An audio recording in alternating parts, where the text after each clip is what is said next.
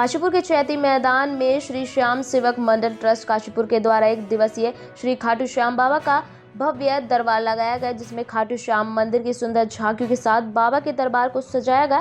कार्यक्रम का संचालन श्री श्याम सेवक ट्रस्ट के अध्यक्ष अमित चौहान के साथ पदाधिकारियों के द्वारा हवन पूजन के साथ किया गया। वहीं बाबा के भक्तों के द्वारा लंबी लाइन लगाकर श्री खाटू श्याम बाबा के दर्शन करके प्रसाद ग्रहण किया गया। इसके साथ ही खाटू श्याम बाबा के दरबार में बाहर से आए गायक कलाकारों के द्वारा सुंदर सुंदर भजन कीर्तन का भी आयोजन किया गया, जिस पर बाबा के भक्त झूमते नाचते नजर आए। इस दौरान ट्रस्ट के अध्यक्ष अमित चौहान ने बताया कि श्री खाटू श्याम सेवक ट्रस्ट के द्वारा 5वीं बार खाटू श्याम बाबा का यह दरबार लगाया गया। इसके साथ ही ट्रस्ट के द्वारा काशीपुर के मुरादाबाद रोड स्थित अनाज मंडी के पीछे खाटू श्याम बाबा का भव्य मंदिर का निर्माण भी किया जा रहा है। जी श्री मां बाल सुंदरी मंदिर के महंत हमारे बीच में विराजमान, एक बार जोरदार ताली के साथ स्वागत कीजिए। और मैं श्री श्याम सेवक मंडल से अनुरोध करूंगा कि आदरणीय श्री पंडा विकास ओपरी जी का सह सम्मान इस अपने भेंट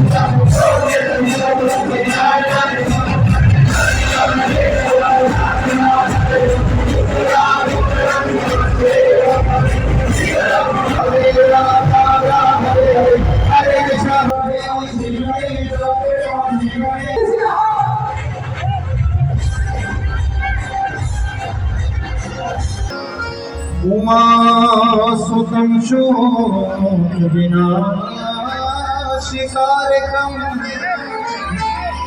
नमामि विघ्नेश्वर पाद। मुश्किलों में घिर गया तेरा दीवाना है। आज बड़े हर्ष का विषय है कि आज श्री श्याम सेवक मंडल ट्रस्ट अपना 5वां वार्षिकोत्सव और 5वां जन्मदिन इस अवसर पर बाबा श्याम का कीर्तन करके मना रहा है। और आप देख रहे हैं कितना हर्षोल्लास और कितने श्याम प्रेमी और जनता और भक्तजन यहाँ एकत्रित हुए हैं। काशीपुर की धरती आज फिर 5वीं बार श्री श्याम सेवक मंडल ट्रस्ट के द्वारा पावन और पतित हुई है और बाबा की कृपा खूब बरसी है और लोगों ने खूब जमकर बाबा का आशीर्वाद और धर्म लाभ लिया है। इसके अलावा सभी काशीपुर वासियों को एक बहुत ही सुनकर हर्ष होगा और खुशी की खबर है कि काशीपुर में एक श्री श्याम धाम बनने जा रहा है, जिसमें खाटू श्याम जी का एक बहुत बड़ा भव्य विशाल मंदिर बन रहा है, जो कि हमारे जितने भी हमने आज स्मृति चिन्ह भेंट किए हैं उसमें उसका एक स्वरूप और डेमो उपलब्ध है। और मैं काशीपुर के सभी श्याम प्रेमी और भक्तजनों से केवल यही आग्रह करूँगा, अधिक से अधिक उसमें सहयोग करें। बजरी के रूप में, रेते के रूप में, सामग्री के रूप में, मजदूरी के रूप में या आर्थिक रुपए पैसे का सहयोग कर श्री श्याम सेवक मंडल ट्रस्ट को काशीपुर की धरती पर बाबा की स्थापना करने के लिए सहयोग अधिक से अधिक करें। यही मैं इसी अपने शुभ वचनों के साथ अपनी बात समाप्त। श्री श्याम धाम बन रहा है, ये अनाज मंडी के सामने दर्शन विहार कॉलोनी बन रहा है। अब उस कॉलोनी का नाम श्री श्याम धाम ही हो गया है और वहाँ पर बाबा का एक भव्य बहुत विशाल मंदिर बनने वाला है और उत्तराखंड का सबसे बड़ा मंदिर होगा, जिसका एरिया लगभग 1 एकड़ के आसपास है। इस माध्यम से एक बात कहना चाहता हूँ कि यहाँ पर कुछ लोग जिन्होंने एक श्याम प्रेमी और जनता में फैला रखा है कि ये श्री श्याम सेवक मंडल के बहुत सारी ब्रांच बन चुकी हैं, बहुत सारे लोग बाबा के नाम पर अपना अलग अलग काम कर रहे हैं, लेकिन मैं केवल मंच आपके माध्यम से यही कहूँगा, श्री श्याम सेवक मंडल केवल एक ही शाखा थी, आज भी एक ही है और भविष्य में भी एक ही रहेगी। और उसका वार्षिकोत्सव प्रत्येक वर्ष इसी तरीके से विशाल रूप से चैती मेला प्रांगण में मनाते रहेंगे। और जब बाबा की स्थापना होगी तो मंदिर पर लगभग 5 दिन का संगीत में भजन कार्यक्रम होगा, जिसमें श्याम रसोई, पुष्प वर्षा, इत्र वर्षा, श्रृंगार और भजन गायकों की उपस्थिति बाहर से अन्य शहरों से भी बुलाया जाएगा। प्रशासन का क्या सहयोग रहा है? देखिए, प्रशासन का पूरा सहयोग रहता है। उस दिन निशानी यात्रा थी, प्रशासन ने काशीपुर का प्रशासन ने अलग हमें सहयोग करा, टुंडे के प्रशासन ने हमें अलग सहयोग करा। आज एक जो यहाँ पर प्रशासन ने हमें सहयोग करा, उसी वजह से सभी ये व्यवस्था बन पाई है और मैं प्रशासन का आपके माध्यम से बहुत बहुत धन्यवाद और आभार प्रकट करना चाहता हूँ।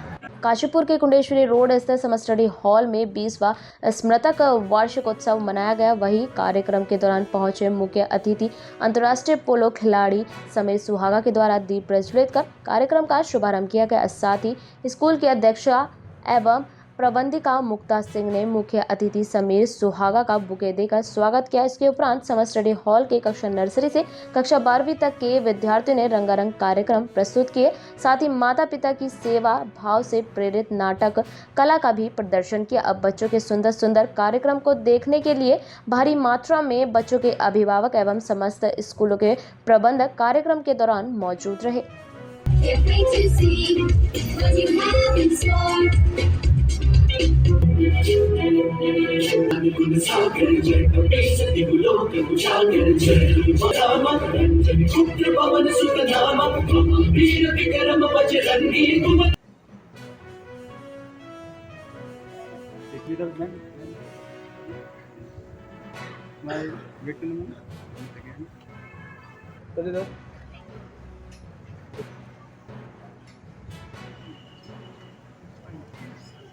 शुभकामनाएं सबके लिए है।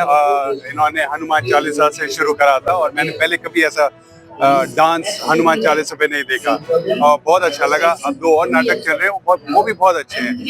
इमोशन लेके सारे लोग कर रहे हैं और बच्चे, हमें इतना अच्छा लगता है कि वो अपने रूट्स तक जा रहे हैं, चेंजेस दिखा रहे हैं। तो it's very nice. Summer study hall हमारे बहुत नज़दीक है, बहुत ही करीब है। मुक्ता जी को हम काफ़ी टाइम से जानते हैं, अनुराग मेरे भाई जैसा है, तो बहुत अच्छा लग रहा है और मैं बहुत खुश हूँ कि मैं इसमें आ पा रहा हूँ। 20 साल हो गए इस स्कूल को, हमारा एनुअल फंक्शन हम लोग करते हैं हर साल और ये 20th है, तो इस समय और भी ज़ोरों शोरों से मनाया जा रहा है। इस तरह के कार्यक्रम करने से बच्चों का सर्वांगीण विकास होता है। पढ़ाई के अलावा उनको एक स्टेज फ्री माहौल मिलता है, उनके अंदर कॉन्फिडेंस डेवलप होता है, तो ये बहुत ज़रूरी है। पढ़ाई भी अपने में बहुत ज़रूरी है, लेकिन पढ़ाई के साथ साथ जो को करिकुलर एक्टिविटीज़ होती हैं वो भी बहुत ज़रूरी होती है। तो ये सब हम लोग इसीलिए करते हैं। आपने अभी देखा कि किस तरह से हमने हनुमान जी की पूजा करी, पूरा हनुमान चालीसा के साथ बच्चों ने डांस किया और उसके बाद एक प्ले और आया जिसमें ये भी बताया गया कि अपने माता पिता की सेवा किस तरह से हमें करनी चाहिए और प्यार से रखना चाहिए उनको भी, क्योंकि वो माता पिता जिन्होंने अपना जीवन हमारे लिए न्यौछावर कर दिया, आखिर हमारी भी ड्यूटी बनती है कि हम उसको रखें। तो ये सब बातें करके हम बच्चों में एक ऐसी भावना प्रेरित करते हैं जिससे समाज के लिए वो एक उद्देश्य बन जाए और एक एग्जाम्पल सेट हो। इसमें जो हमने जो प्रथम थीम ली है उसमें हमारा मेमोरीज और आगे हम क्या करना चाहते हैं। हम ये कहते हैं कि हम अच्छे हैं, हम और अच्छे कैसे हों, एक ये है। दूसरा, 20 साल से हम विद्यालय चला रहे हैं और हम बेसिकली हम ये भी चाहते हैं कि बच्चे के लिए कितना इम्पोर्टेंट होता है एनुअल फंक्शन। लोगों को लगता है एनुअल फंक्शन स्कूल करता है सिर्फ अपनी उपलब्धियों को दिखाने के लिए। हाँ, करते हैं, हमें उपलब्धियाँ दिखानी है, बस हमें उपलब्धियाँ जो हमने अपनी उपलब्धियाँ दिखाई हैं उन बच्चों के की उपलब्धियाँ इतनी तो हैं। और सेकेंडली जब आप देखेंगे बच्चा स्टेज पे आएगा, परफॉर्म करेगा, उसका सेल्फ कॉन्फिडेंस, मोटिवेशन, कॉन्फिडेंस ये सब बढ़ता है। एनुअल डे भी उतना इम्पोर्टेंट होता है जितना आपका बाकी इम्पोर्टेंट जो क्लास में होता है। CBSE खुद कहती है कि इस तरीके की एक्टिविटीज़ कंपल्सरी होनी चाहिए स्कूल के अंदर। आज का जो हमारा प्रोग्राम है ये सारा का सारा बच्चों और टीचर्स ने ही कंडक्ट करा है और जितनी भी इसके अंदर आप आज परफॉर्मेंसेस देखेंगे वो सारी की सारी परफॉर्मेंसेस टीचर्स और बच्चों की ही मेहनत है। इसमें कहीं से कोई आउटसाइड हेल्प हमने नहीं यूज़ करी है। और आप ये देखें कि बच्चों का जो सेल्फ कॉन्फिडेंस इसकी वजह से बढ़ा है। हमने जब ये प्रोग्राम की तैयारी करनी शुरू करी थी तब हमारे पास 300-350 बच्चा तैयार था प्रैक्टिस करने के लिए। उसके बाद करते आज की तारीख में 600 से 700 बच्चा आज के प्रोग्राम में पार्ट ले रहा है। ये एक दूसरे को देख के बच्चे के अंदर कॉन्फिडेंस आता है कि मैं भी जाऊँ, स्टेज में जाऊँ और अपना बेस्ट। काशीपुर में विगत रात्रि थाना ITI क्षेत्र के श्यामपुरम मोटेश्वर महादेव मंदिर नहर वाली सड़क पर मोटरसाइकिल व अज्ञात वाहन की टक्कर से 2 युवकों की मौत हो गई। वही जानकारी मिलने पर सुबह पहुंचे परिवार के लोगों के द्वारा बताया गया कि विगत रात्रि काशीपुर के चैती मैदान में लगे खाटू श्याम बाबा के दरबार में दर्शन करने के लिए रामपुर से एक मोटरसाइकिल पर सवार होकर सचिन, अंकित, विकास और अंकुल जा रहे थे, जो काशीपुर के श्यामपुर नहर से जाते समय अज्ञात वाहन से जा टकराए, जिसमें सचिन की मौके पर ही मौत हो गई और अंकुल ने बरेली जाते समय रास्ते में ही दम तोड़ दिया। अब वही अंकित व विकास को गंभीर हालत में काशीपुर के निजी अस्पताल में भर्ती कराया गया। सड़क दुर्घटना में मृतक सचिन काशीपुर के धीमरखेड़ा निवासी बताया जा रहा है। इस दौरान थाना ITI पुलिस के द्वारा दोनों मृतकों का पंचनामा भर पोस्टमार्टम कर शव को परिजनों को सौंप दिया है। उधर थाना ITI पुलिस दुर्घटना के कारणों की जाँच कर रही है। 10 लाख रुपए का बिल बैठ जाना है, सही बात है। कम से कम वो भी मदद मिले तरीके से हो के, भाई मदद ही है और क्या हो सकता है। घटना तो गलत है ही है। बच्चे वो जाने वाला चले गया। 5 लाख ओके केदारनाथ है।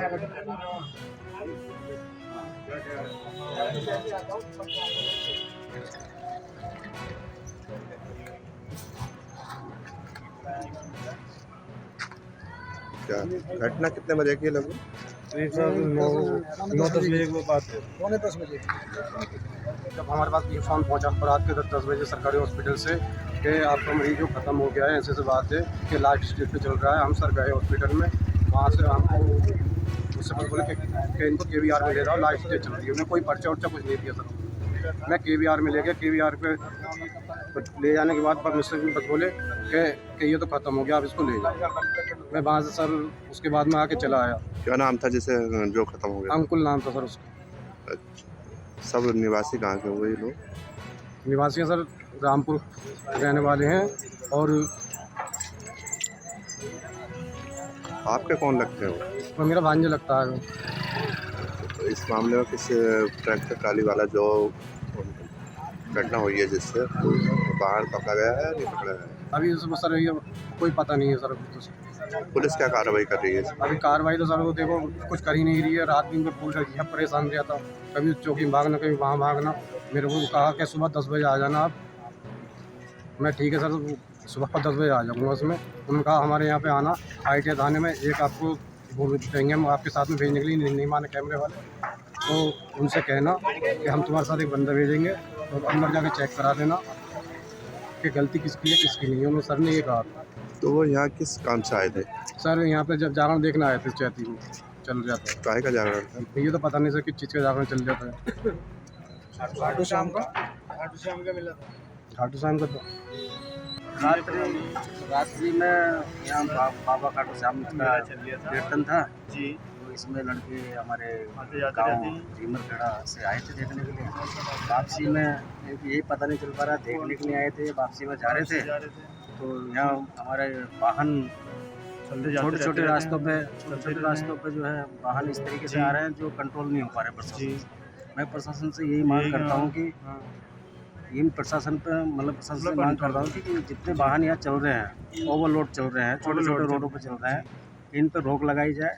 और जो हमारे अभी 2 लड़के जवान 18, 20, 25 की एज में हैं, इनको न्याय मिलना चाहिए। और जिसने भी ये घटना करी है, जो भी वाहन है, उसको जल्द से जल्द पकड़ना चाहिए, कार्रवाई करनी। कितने लोग थे सर रात? अब ये 4 लोग, 3-4 लोग थे। कितने की मौत हो गई है उसमें? 2 लोग हाथ खत्म। बाकी अभी घायल है, हॉस्पिटल KVR में 100 पौड़ी के सफदरखाल क्षेत्र में पहली बार 40+ फुटबॉल टूर्नामेंट का आयोजन किया गया, जिस पर सभी टीमों ने अपना दमखम दिखाया। टूर्नामेंट का फाइनल मैच खोला और बुरासी के बीच खेला गया, जिस पर खोला ने 4-1 से जीत हासिल की। वही मुख्य अतिथि के रूप में जिला पंचायत उपाध्यक्ष रचना बुटोला ने प्रतियोगिता का रिबन काट कर शुभारंभ किया। उन्होंने कहा कि जिस तरीके से आम व्यक्ति बीमारियों से ग्रस्त है, ऐसे में अपने शरीर को फिट करने के लिए सबसे बेहतरीन तरीका खेल है। उन्होंने कहा कि क्षेत्र में खेलों की गतिविधियों को बढ़ाने के लिए जिला पंचायत की ओर से क्षेत्र में ग्राउंड का निर्माण किया गया है और इसी मैदान में पहली बार 40+ फुटबॉल प्रतियोगिता का आयोजन भी किया गया। रचना बुटोला ने बताया कि आने वाले समय में इस टूर्नामेंट को भव्य रूप से कराया जाएगा। माननीय जिला पंचायत उपाध्यक्ष श्रीमती रचना बुटोला जी इस मैच के प्रांगण में पहली बार आयोजित और जोरदार तालियों से स्वागत करें।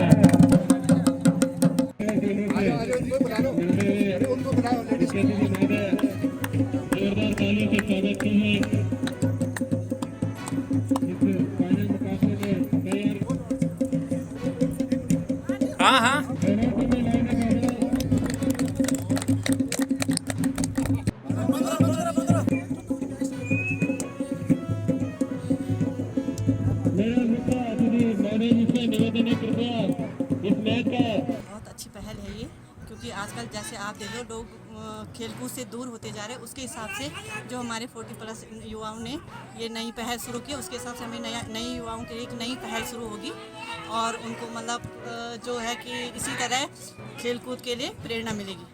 अगली बार से इसे और भी बेहतरीन तरीके से किया जाएगा और ये अभी तो शुरुआत है, अगली बार इसे और भी अच्छा किया जाएगा। काफ़ी दशकों के बाद हम लोगों को तो यहाँ पे ग्राउंड उपलब्ध नहीं थे, लेकिन माननीय उपाध्यक्ष रचना बुटोला जी के उनके सहयोग से थोड़ा बहुत एक ग्राउंड का जो जीर्णोद्धार हुआ है, उसके तहत बच्चों को जो थोड़ा बहुत यहाँ पे खेलने के लिए जो पर्याप्त जगह मिली है, तो इस क्षेत्र को हम लोग फुटबॉल के क्षेत्र में आगे बढ़ाने के लिए कि बुजुर्ग जो कि प्रेरणा स्रोत होते हैं, जो एक्सपीरियंस होते हैं, उनको देखकर यहाँ पे छोटे बच्चों को एक प्रेरणा मिले, इसके लिए हमने एक टूर्नामेंट का पहली बार आयोजन किया है, जिसमें कि बहुत ही शानदार तरीके से टूर्नामेंट हो रहा है। आपने देखा, अब इसका फाइनल मुकाबला होना है और समस्त क्षेत्र में हमें इस फुटबॉल की लहर को एक फिटनेस का एक मैसेज देना है।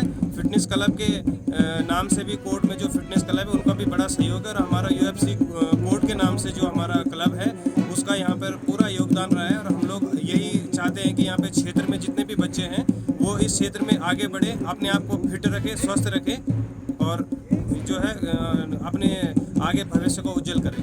विकासनगर में समाजसेवी अमित नेगी के द्वारा yummy yoga Ayurvedic wellness centre का आयोजन किया गया, जिसमें कई लोगों ने भाग लिया। वही अमित नेगी का कहना है कि इस आयुर्वेदिक योग वेलनेस सेंटर से लोगों को काफ़ी फ़ायदा मिलेगा। यह योगा सेंटर बिल्कुल निःशुल्क शुरू किया गया है।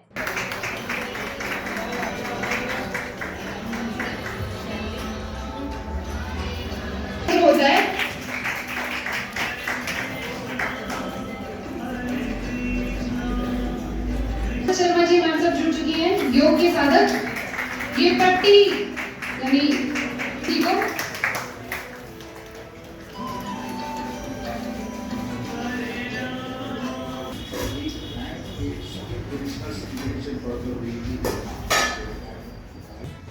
जीरो हेल्थ बजट बनाया इसके साथ के लिए ये सिर्फ हमारा जो कार्यक्रम है ये कोटि नमन करता हूँ।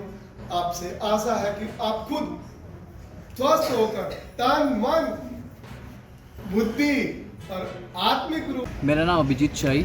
अभी जी, आज आपने एक पतंजलि का एक योगा यहाँ खोला हुआ, क्या कहना चाहेंगे इसके बारे में? मैं ये कहना चाहूँगा कि मैं एक सोशल वर्क करना चाहता हूँ और यहाँ पर जो है मतलब फ्री सेवा मैं दूँगा और ये मेरी टीम है जो यहाँ पर कार्य करेगी मेरे साथ। और बस मैं सभी का आशीर्वाद और सभी के मार्गदर्शन में अपना ये यामी योग आश्रम की आज खोल रहा हूँ और हमारे गुरुजी अमित नेगी जी इस कार्य में मेरे साथ हैं और संरक्षण के तौर पे। आपने कितने साल योगा सीखी पतंजलि इसमें? मैंने 3 साल योगा करा है, BSc योगा साइंस से पतंजलि। क्या क्या सीखा उसमें? मैं रिक्वेस्ट करूंगी मिस्टर अमित सोनी जी से, एडवांस योगा रोटरी क्लब के प्रेसिडेंट, सब कुछ जो भी है वो सब सीखेंगे। आज यहाँ लोगों को सिखाओगे जो फ्री सिखाओगे? बिल्कुल फ्री सिखाएंगे। क्या टाइम रहेगा सिखाने का आपका? 5:30 to 6:30, 6:30 to 7:30 और क्या? 9 बजे से फिर हमारी आयुर्वेदिक वो चलेंगी पंचक्रियाएँ। आयुर्वेदिक पंचक्रिया में क्या क्या है? जैसे हमारा बस्ती है और नाड़ी शोधन है और शिरोधर है और स्टीम बाथ है तो यही सब। आपने यही क्यों चुना? आपने और भी कुछ चुन सकते थे आप। मुझे पहले से ही मतलब मेरी दादी जो है वो एक सोशल लेडी थी, यहाँ पर स्कूल चलाती थी 50 साल तक। तो मैं चाहता था कि मैं भी सोसाइटी के लिए कुछ, अपने विकास नगर के लिए कुछ करूं, तो इसलिए मैंने योगा का एक ये वो चुना फील्ड। क्या संदेश देना चाहते हैं न्यू युवा पीढ़ी को? युवा पीढ़ी के लिए यही संदेश है कि आप अपने मन धन से अपने कार्य करें और अपनी ड्यूटीज़ को परफॉर्म करें बहुत अच्छी तरह से, ताकि फिर आपको बाद में कोई तकलीफ़ ना हो। हेमवती नंदन बहुगुणा केंद्रीय गढ़वाल केंद्रीय विश्वविद्यालय श्रीनगर में गुस्साए छात्र नेताओं ने विश्वविद्यालय की कुलपति अन्नपूर्णा नौटियाल के खिलाफ मोर्चा खोला है। छात्रों ने कुलपति को कुर्सी से हटाने की मांग की है। छात्रों का कहना है कि विश्वविद्यालय की कुलपति का कार्यकाल 30 अक्टूबर को खत्म हो चुका है। इसके बाद भी वे अपने पद पर बनी हुई है, साथ ही वे तमाम फैसले भी ले रही हैं।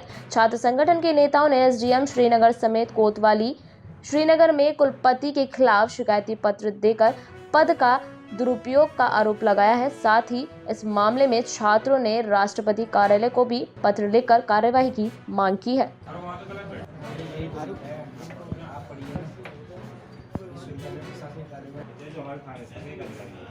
वो जांच करके बता देगी कि ये सही बैठी है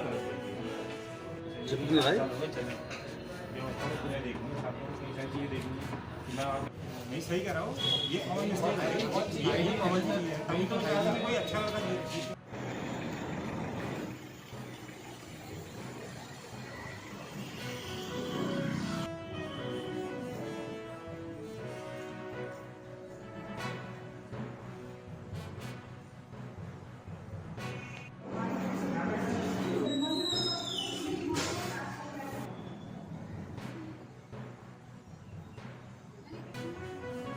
देखिए, आज हम गढ़वाल केंद्रीय विश्वविद्यालय की पूर्व में रही कुलपति के खिलाफ एफआईआर दर्ज करने आए हैं।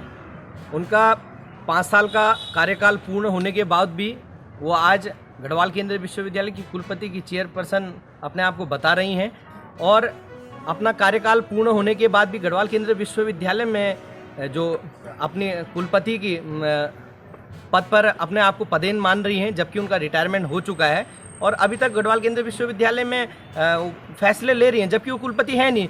और मैं मानता हूं कि बिना विजिटर के अभी तक विजिटर का कोई आदेश नहीं है और वो अपनी चेयर को छोड़ने के लिए बिल्कुल राजी नहीं है। हम ये चाहते हैं कि गढ़वाल केंद्रीय विश्वविद्यालय में अगर जब वो कुलपति पद पर पदेन नहीं है तो वो विश्वविद्यालय के कई फैसले कैसे ले सकती हैं, कई फैसले लेने के लिए वो सक्षम है ही नहीं। तो हम आज इसी संदर्भ में कोतवाली श्रीनगर और एसडीएम और डीएम साहब के लिए भी हमने एक लेटर देने की वो रखी है।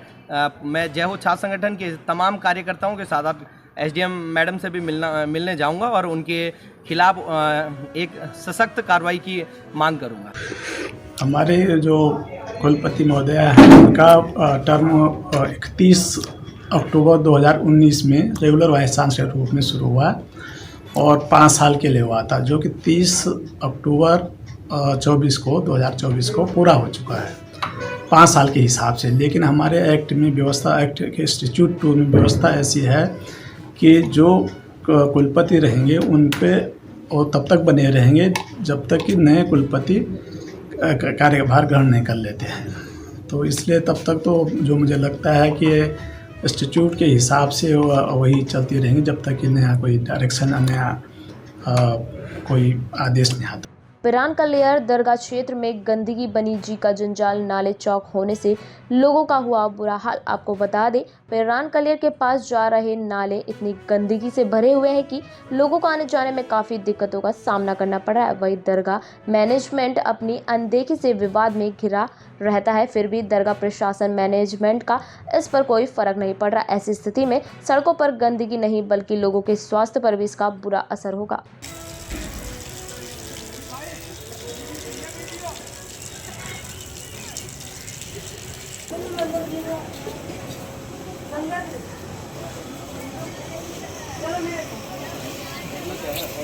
सीधा एकदम यहाँ लेके जा, पटा ये यहाँ से लेके एकदम ये दरगाह में जाना चाहिए।